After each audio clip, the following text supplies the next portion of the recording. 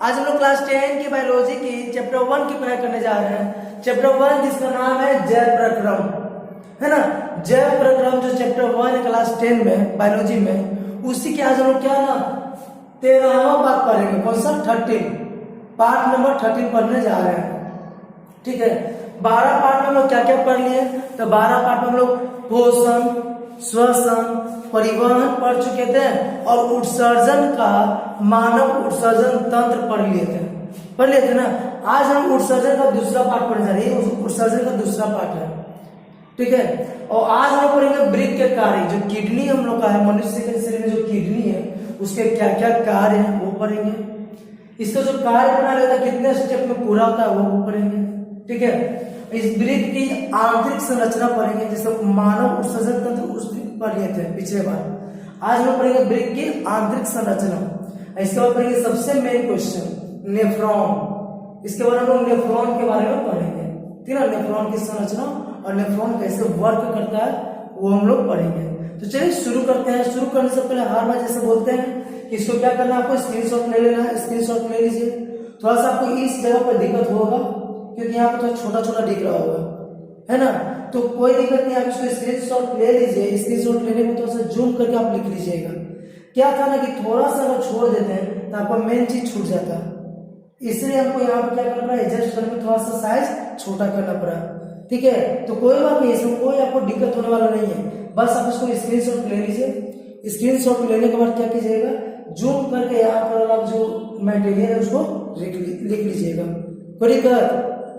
अब बाकी क्या है यहाँ पर लिखे वो तो हम बताएंगे, हम यहाँ पर जो क्या लिखे हैं वो बताएंगे। चलिए शुरू करते हैं। देखिए पहले वृक्क के कार्य पढ़ते हैं, वृक्क का क्या क्या कार्य है। तो देखिए वृक्क का पहला जो कार्य वो है कि रक्त में जितने भी उपस्थित होते हैं अनावश्यक हानिकारक पदार्थ, हमारे रक्त में, रुधिर में, हमारा जो ब्लड है, रक्त है, रक्त में जितने भी हानिकारक पदार्थ उपस्थित होते हैं उसको छानने का काम कौन करता है? वृक्क। उसको छानने का काम कौन करता है? वृक्क। उसको छान के हमारे ब्लड को साफ करने का काम कौन करता है? वृक्क। समझ आया? वृक्क का पहला काम। वृक्क क्या करता है, तो रक्त में उपस्थित हानिकारक पदार्थों को क्या करता है, छान कर अलग कर देता है, उसको मूत्र के रूप में सही से बाहर निकालने में हेल्प करता है। दूसरा, मूत्र निर्माण में, मूत्र निर्माण तो यूरिन को बनाने में भी क्या करता है, वृक्क हमको हेल्प करता है। आया समझ ना। जो हमारे शरीर में जो यूरिन बनता है, मूत्र बनता है, वो कौन बनाता है? तो ये वृक्क ही बनाता है, ठीक है। तीसरा पॉइंट जो है, हमारे शरीर में पानी और जो लवण है उसकी मात्रा को नियंत्रित कौन करता है? वृक्क। पानी और लवण की मात्रा को संतुलित करने का काम कौन करता है? वृक्क। ये 3 पॉइंट तो मेरे तीनों को समझ में आ गया होगा। नहीं आया? बहुत इजी है। पहला काम क्या होता है, तो सर हमारे ब्लड में जो भी होता है गंदगी, जो भी हानिकारक पदार्थ होता है उसको वृक्क क्या करता है, छान कर मूत्र के रूप में सही से बाहर कर देता है। दूसरा पॉइंट हम लोग क्या पढ़े? दूसरा पॉइंट ये पढ़े कि वृक्क जो है मूत्र निर्माण में हम लोग क्या करता है, सहायता करता है। मूत्र निर्माण में वृक्क का ही हाथ होता है, ठीक है। तीसरा हम लोग पढ़े क्या, तो वृक्क जो है शरीर में पानी और लवण की मात्रा को क्या करता है, संतुलित करता है। हमारे शरीर में पानी और लवण की मात्रा को संतुलित करने का काम कौन करता है? वृक्क। तो ये था आपको वृक्क के कार्य। अब ये जो वृक्क इतना सारा ये जो कार्य किया ना, वो कार्य करने में इसको 3 स्टेप करना पड़ता है। कौन सा?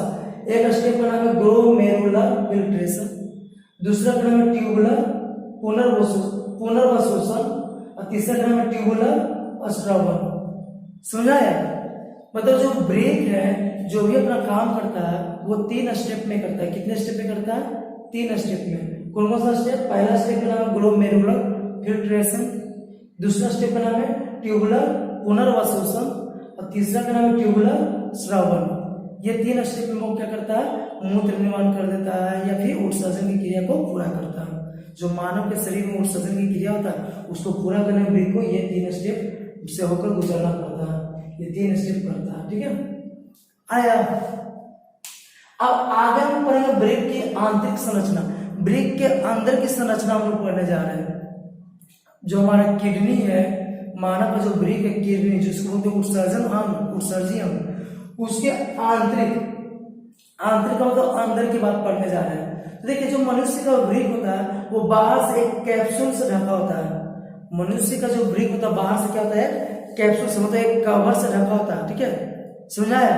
मनुष्य का जो ब्रिक होता है बाहर से क्या होता है, कवर से, एक कैप्सूल से ढका होता है। जिसे हम पहले ही बताए थे, पिछले पार्ट में बताए थे कि मनुष्य का जो ब्रिक होता है बिल्कुल देखने में कैसा होता है, सेम के बीज के आकार जैसा, सेम के बीज के जैसा देखने में लगता है। तो सेम का बीज देखोगे वो भी ऊपर से एक लेयर के द्वारा ढका होता है कि नहीं होता? उसको आप छील के देखे होंगे, तो छील के तो अंदर से बीज निकलता है, नहीं देखे हो कभी? नहीं देखे हो तो जब घर में आपके यहाँ जब सेम का सब्जी बनेगा तो उसका जो बीज होगा, बीज कैसे खेल के रखिएगा तो एक लेयर निकलेगा, उस लेयर का अंदर बीज होता है ना? सेम वैसा ही जो मानव का जो ब्रिक होता है, किडनी होता है, एक कैप्सूल से ढका होता है। किससे ढका होता है? एक कैप्सूल से ढका होता है। अब ब्रिक का जो बाहरी भाग होता है, बाहरी भाग को बोलते हैं कॉर्टेक्स। क्या बोलते हैं? कॉर्टेक्स। हिंदी में बोलते हैं प्रांतस्थ भाग। याद है क्या? ब्रिक के बाहरी भाग को क्या कहते हैं? ये जीके याद रखिएगा, ब्रिक के बाहरी भाग को बोलते हैं प्रांतस्थ भाग या फिर कॉर्टेक्स। और अंदर के भाग को भीतरी भाग को बोलते हैं अंतस्थ भाग यानी मेडुला। आया कि नहीं आया? ब्रिक के बाहरी भाग को बोलते हैं कॉर्टेक्स, प्रांतस्थ भाग, और अंदर के भाग को बोलते हैं मेडुला, अंतस्थ भाग। ब्रिक का जो ये भाग होता है वो 15 से 16 पिरामिड जैसी रचनाओं का बनता है। ब्रिक के अंदर 15 से 16 पिरामिड जैसी रचनाएं होती है, ठीक है, जिसको बोलते हैं ब्रिक शंकु। क्या बोलते हैं? ब्रिक शंकु।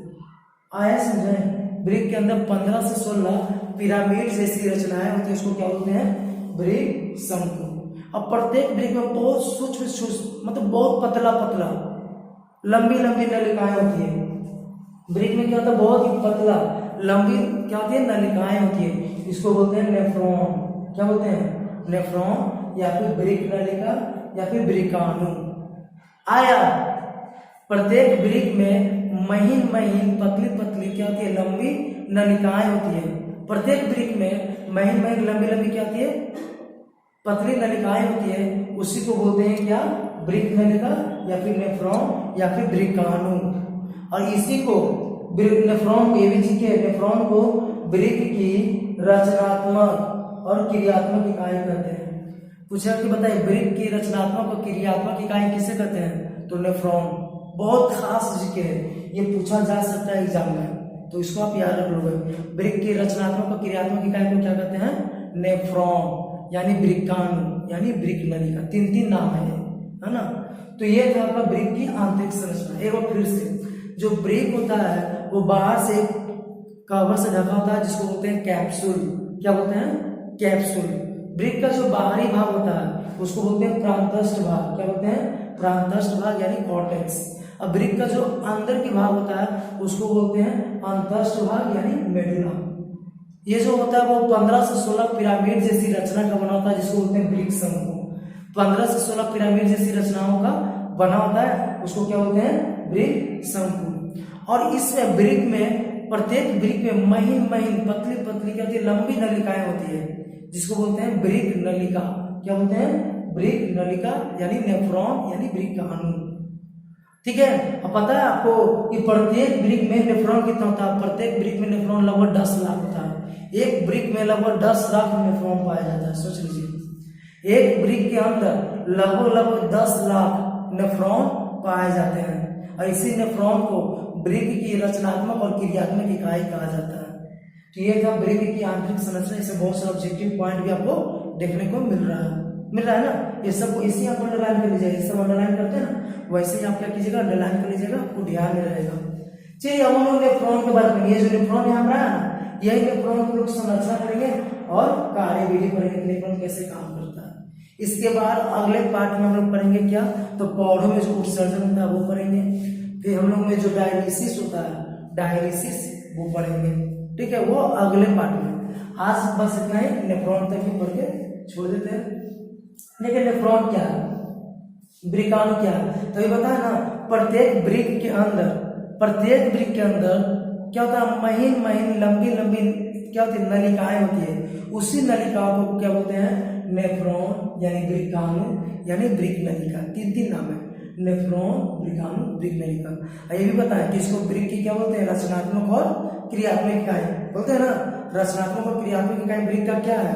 नेफ्रॉन। याद हुआ? ब्रिक की रचनात्मक और क्रियात्मक इकाई क्या है? नेफ्रॉन है। ठीक है? कोई दिक्कत नहीं। अब प्रत्येक ब्रिक में कितने नेफ्रॉन पाए जाते हैं? तो लगभग 10 लाख। लगभग 10 लाख नेफ्रॉन प्रत्येक ब्रिक में पाए जाते हैं। चलिए, अब इस नेफ्रॉन का बहुत सारा भाग है, तो इसका मेन भाग कौन है? तो सबसे पहले बोमेन संपुट। बोमेन संपुट बिल्कुल इस तरह का होता है, देखिए ध्यान से, आपके पास अगर बुक होगा तो उसको देखिएगा, ऐसा होता है बोमेन संपुट, ऐसा ना, ऐसा होता है बोमेन संपुट, ऐसा। तो वही लिखा हुआ है कि बोमेन संपुट क्या है? नेफ्रॉन का अगला भाग है। नेफ्रॉन का सबसे पहला भाग को क्या बोलते हैं? बोमेन संपुट। याद हुआ? नेफ्रॉन का पहला भाग होता है बोमेन संपुट, जो प्याले जैसा होता है। प्याले जैसा नहीं है कि नहीं है? प्याले जैसा है ना। तो नेफ्रॉन का पहला भाग होता है बोमेन संपुट, जो प्याले जैसा होता है। ऐसे क्या होता है? ऐसे बहुत सारी केशिकाएं होता है, ऐसे केशिकाएं, ऐसे केशिकाएं से भरा होता है, वो भी बताएंगे। ऐसा केशिकाएं से भरा होता है, देखिए लिखा हुआ। अगला है केशिका गुच्छ। क्या है? केशिका गुच्छ। तो हम पिछले पार्ट में बताए थे कि ब्रिक के अंदर ब्रिक सिरा और ब्रिक धमनी दोनों जाता है, बताया था पिछले पार्ट में। ब्रिक के अंदर ब्रिक सिरा और ब्रिक धमनी दोनों अंदर पहुंचता है। तो वही लिख रहा है कि ब्रिक धमनी और ब्रिक सिरा बार बार विभाजित होकर के क्या बनाता है? केशिकाएं बनाता है, केशिकाओं का गुच्छा बनाता है। ये केशिकाओं का गुच्छा बनाता है। ऐसा है ना, ये कहां से है केशिकाओं का गुच्छा? समझाया, जो ब्रिक के अंदर ब्रिक नलिका गया, ब्रिक सिरा गया, वो बार बार विभाजित होकर क्या बनाता है? केशिकाओं का गुच्छा बनाता है, ठीक है। जो बोमेन संपुट से घिरा होता है, देखिए बोमेन संपुट से घिरा कि नहीं घिरा हुआ है? इतना तक समझ में आया कि नहीं आया? यहाँ तक समझ आया कि नहीं आया? अब है ब्रिक सिरा। अभी हम बताया कि ब्रिक में क्या होता है? ब्रिक सिरा भी जाता है, जो ब्रिक में अशुद्ध रक्त लेकर जाता है।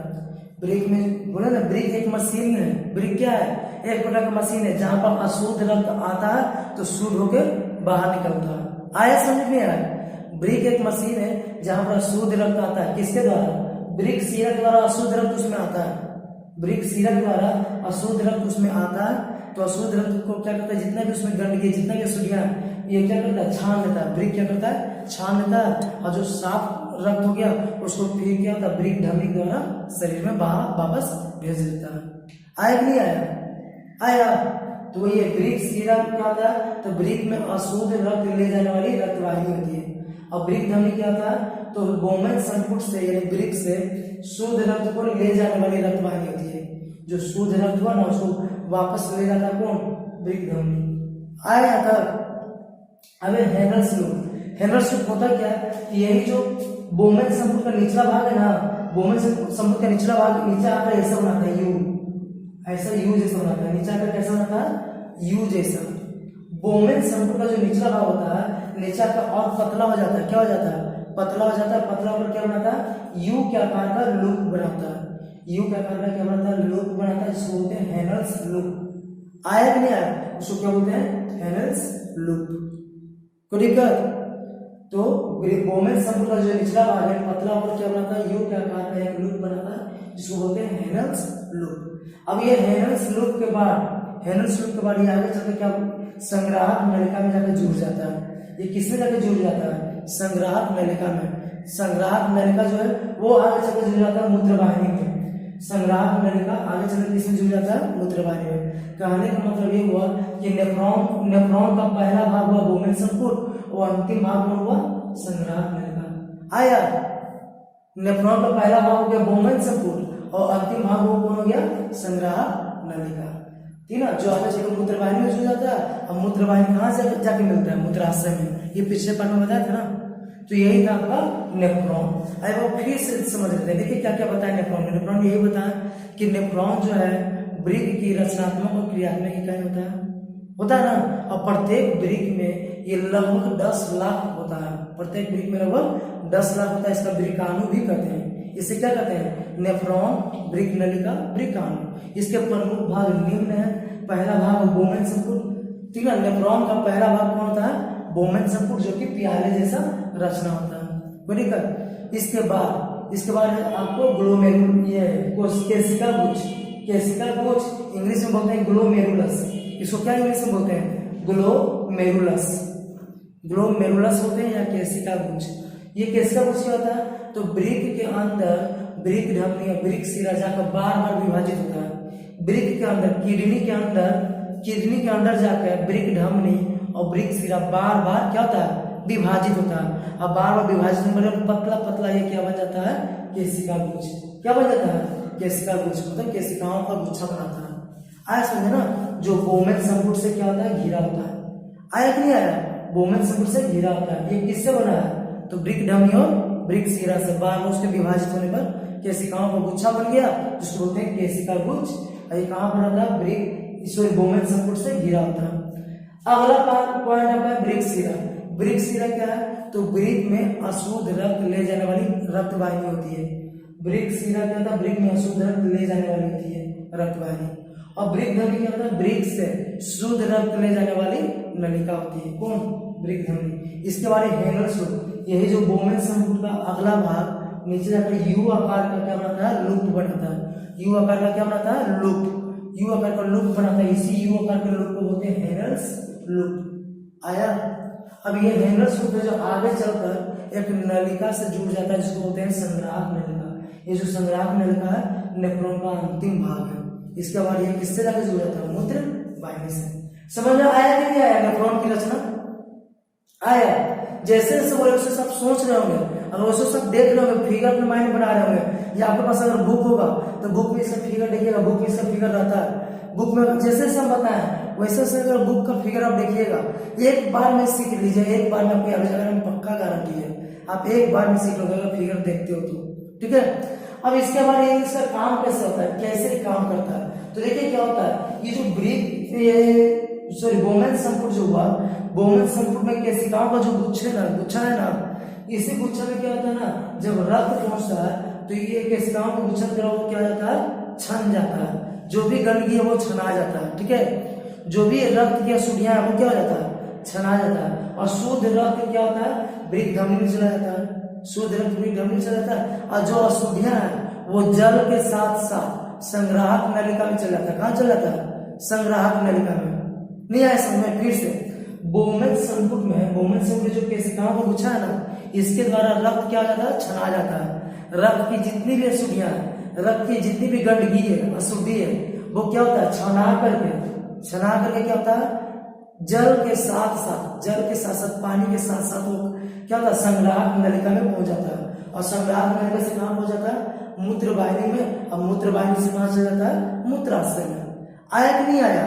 लेकिन होता क्या है, होता यह है कि यहाँ जो ये छानने का काम हो रहा है ना, ऊंच दाब पर होता है, बहुत ज्यादा प्रेशर होता है। तो बहुत ज्यादा प्रेशर होने के कारण क्या होता है ना, कुछ जरूरी पदार्थ है ना वो छना जाता है। जो कुछ जरूरी पदार्थ है वो भी क्या होता है, छना जाता है। लेकिन वो तो हमको शरीर को चाहिए ना जी, वो तो हमको शरीर को चाहिए, उसको बाहर निकालना नहीं ना हमको है, लेकिन वो भी छना गया। तो उसको ये क्या था, अभी बताते हैं हेनल्स लूप, बताते हैं हेनल्स लूप। तो इसमें वो क्या होता है, फिर से वो क्या, उसको अवशोषित कर लिया जाता है। इसमें फिर से उसको क्या किया जाता है, अवशोषित कर लिया जाता है। तो वापस हमारे शरीर में उसको मिल जाता है। आया कि नहीं आया, नहीं आया। एक बार फिर से देखिए कैसे काम करता है। तो जो भी रक्त होता है, ये केशिकाओं के गुच्छा के द्वारा वो क्या होता है, छना जाता है। और जो अशुद्धि है, जो गंदगी है, वो जल के द्वारा, जल के साथ साथ कहाँ पहुंचता है, संग्राहक नलिका में। और संग्राहक नलिका से मूत्र वाहिनी से मूत्राशय। आया कि नहीं आया, मूत्र बन जाता है और मूत्राशय जाकर जमा हो जाता है। लेकिन यहाँ पर जो ये छानने का काम हुआ, उच्च दाब पर होता है। उच्च दाब पर होने के कारण क्या होता है, कुछ उपयोगी जो पदार्थ है वो भी क्या होता है, यहाँ पर छना जाता है। कुछ उपयोगी पदार्थ है वो भी यहाँ पर क्या होते हैं, छना जाते हैं। आया समझे ना। तो ये जो उपयोगी पदार्थ यहाँ छना जाते हैं, वो यहाँ से कहाँ पहुंचते हैं, नीचे बताते हैं क्या है, बताते हैं हेनल्स लूप है। यहाँ पर जैसे ही पहुंचते हैं, हेनल्स लूप उसको क्या करता है, फिर से अवशोषित कर लेता है, फिर से उसको एब्जॉर्ब कर लेता है, फिर से उसको अवशोषित कर लेता है, एब्जॉर्ब कर लेता है। तो फिर से हमारे ब्लड में चल जाता है। कौन, जो जरूरी पदार्थ है, जो जरूरी पदार्थ है फिर से ब्लड में चल जाता है कि चल जाता है, कहाँ से, इस हेनल्स लूप से। हेनल्स लूप उसको क्या किया, अवशोषित कर लिया और फिर से वो हमारे शरीर को वापस मिल गया।